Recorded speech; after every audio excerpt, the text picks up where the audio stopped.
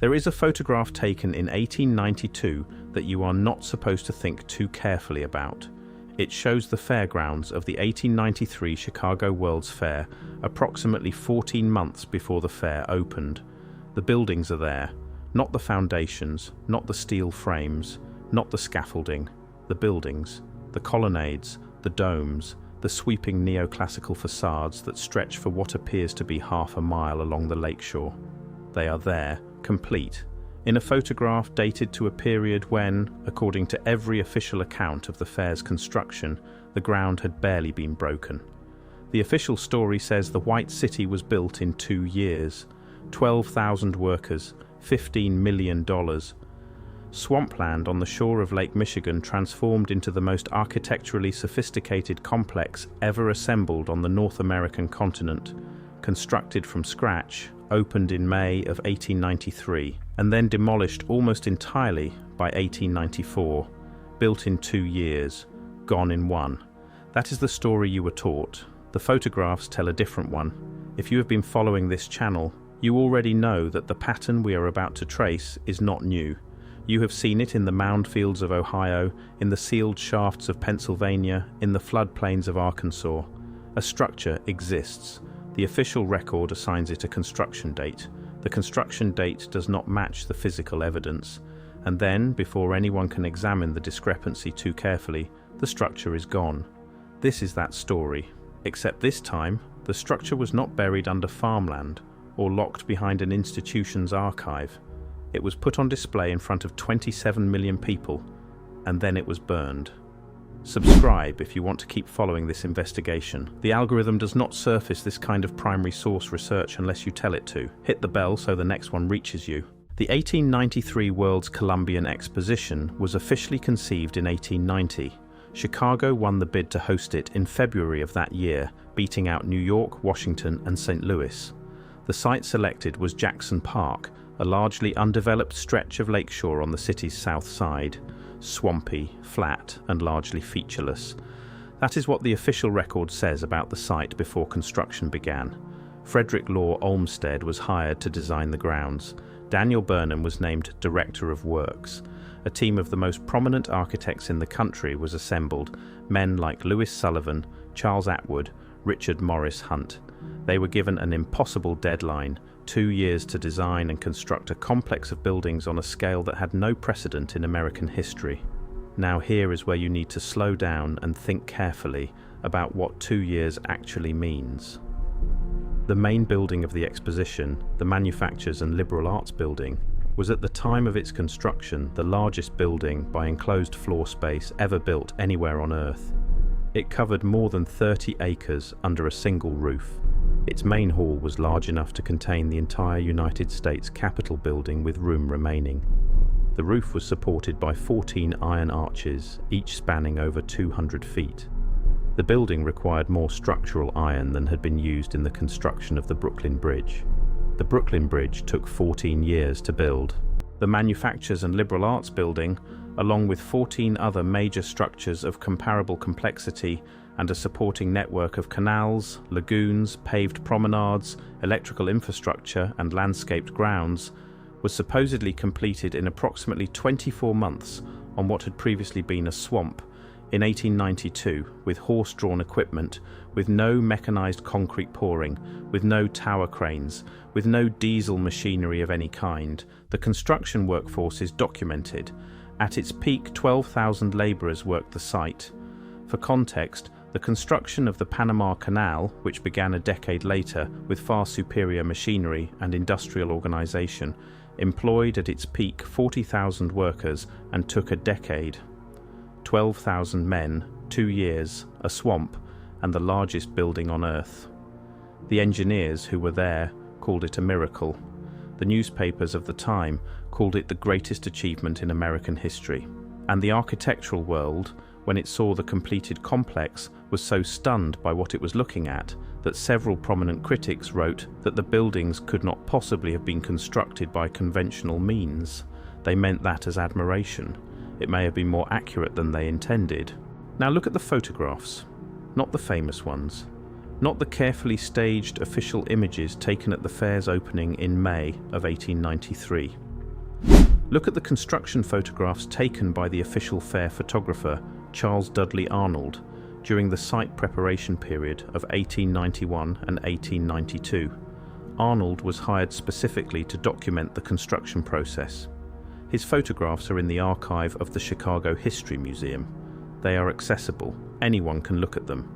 In the photographs from late 1891, the buildings are present.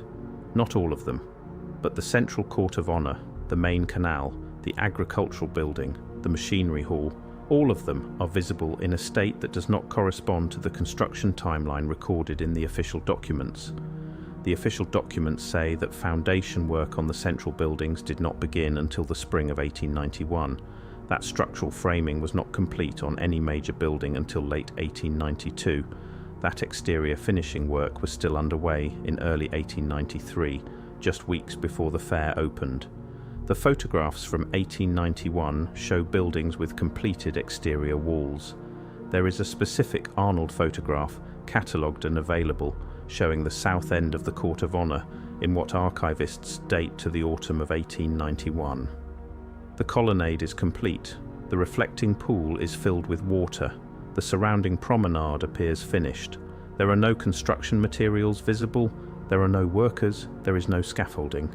This photograph was taken 18 months before the fair opened, during a period when, according to the official construction record, the foundations of those very buildings were still being laid. One explanation is that the photograph is misdated. Archival misdating happens. It is possible, except there are multiple photographs with the same characteristic. Multiple images from the documented pre-construction period showing finished or near-finished structures, and there is the testimony of the workers themselves.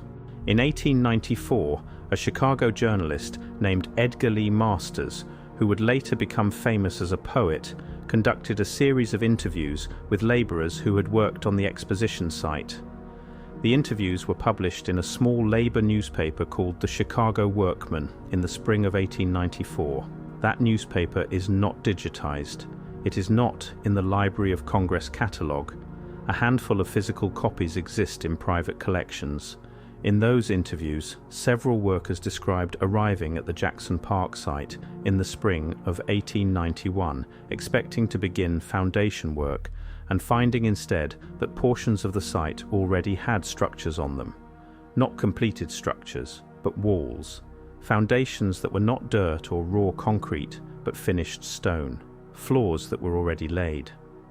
One worker, identified only by the initials HW, told Masters that the foreman on his crew told them on their first day that they were not building from the ground up in certain sections, they were finishing. The word the foreman used, according to HW, was restoring. Restoring, not constructing, not building, restoring. The Chicago Workman interviews were never cited in any subsequent history of the exposition.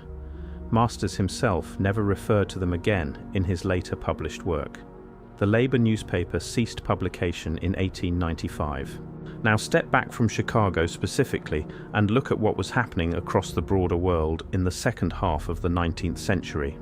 Between 1850 and 1915, a series of international expositions were held in cities across Europe and North America: London in 1851, Paris in 1855, 1867, 1878, 1889 and 1900, Vienna in 1873, Philadelphia in 1876, Chicago in 1893, Buffalo in 1901, St. Louis in 1904.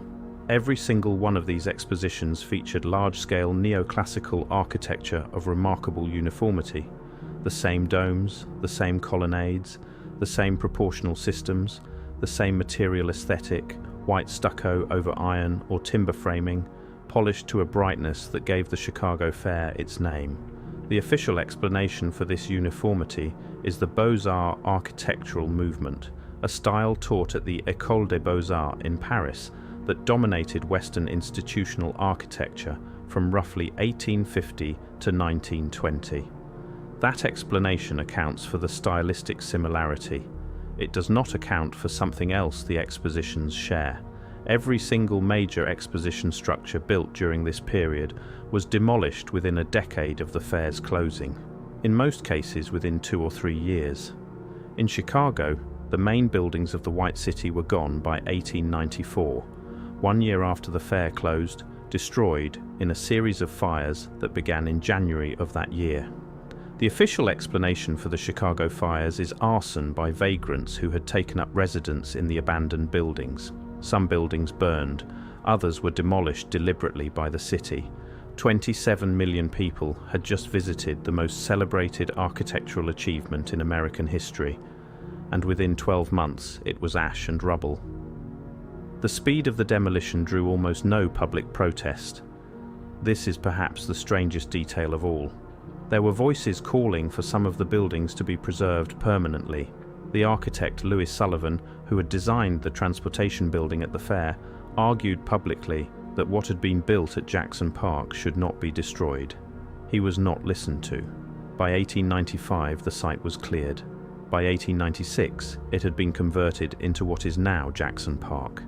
If you visit today, you will find a golf course, a public beach, and a lagoon. The lagoon follows the exact contours of the original fair canal. The ground beneath it has never been excavated. The framework that makes sense of this pattern, the uniformity of the architecture, the implausible construction timelines, the rapid demolition, the cleared sites, has a name that mainstream historians refuse to engage with seriously: Tartaria. The working hypothesis among independent researchers who have spent years tracing the photographic and documentary record is this: the neoclassical buildings that appeared at World's Fair sites across the 19th century were not constructed for those fairs. They were pre-existing structures, remnants of a prior civilization of global reach and sophisticated technical capability that were discovered, cleaned, repurposed, and presented to the public as new construction. The fairs were not exhibitions of human achievement. They were controlled reveals of architecture that already existed, managed in a way that prevented the public from understanding what they were actually looking at. And then, once the fair closed, once the public had seen the buildings and accepted the official story of their construction, the buildings were destroyed, quickly, thoroughly, before anyone could examine them too carefully. This is not a fringe idea invented on the internet. The researchers who have developed it most rigorously are working from the same primary sources that professional historians use: the Arnold photographs, the construction contracts, the labor records, the demolition orders. They are reading the same documents and reaching different conclusions because they are asking a question that professional historians are not permitted to ask: what if it was already there? There is one more piece you need to sit with before this investigation closes. In 1894, the year the White City burned, a city engineer named William Suey Smith filed a report with the Chicago Department of Public Works regarding the foundation conditions at the Jackson Park site. Smith had overseen the subsurface engineering for portions of the exposition. His report noted something that had troubled him throughout the construction process. In several locations across the site, his crews had encountered what he described as previously worked stone at depths inconsistent with any known prior construction on that land. Dressed stone, cut at angles, set in arrangements that suggested intentional placement. His crews had broken through these layers to lay the new foundations and had not reported the finds formally because, as Smith wrote, there was no procedure in place for doing so, and the construction schedule did not permit delays for investigation. Smith's report is in the Chicago City Archive. It is not cited in any standard history of the exposition. The stone his crews broke through is gone now. The buildings built above it are gone. The fairgrounds are a golf course and a public beach. The lagoon follows the old canal lines, and the photographs are still there. In the Chicago History Museum archive, accessible to anyone willing to look.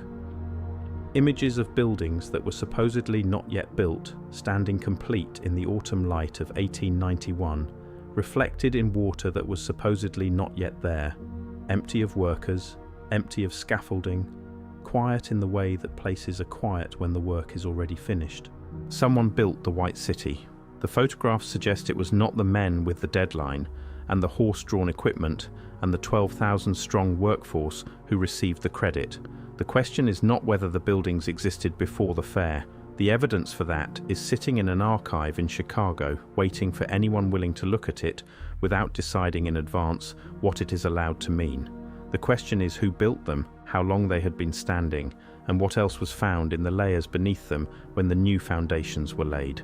William Suey Smith knew, his crews knew, and the report he filed in 1894 sat in a city archive for 130 years, while the ground above it was converted into a place where people play golf on Sunday mornings without any idea what is underneath their feet.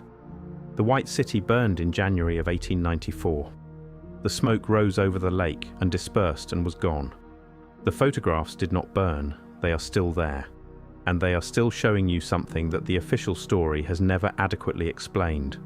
Look at them long enough and you will feel it.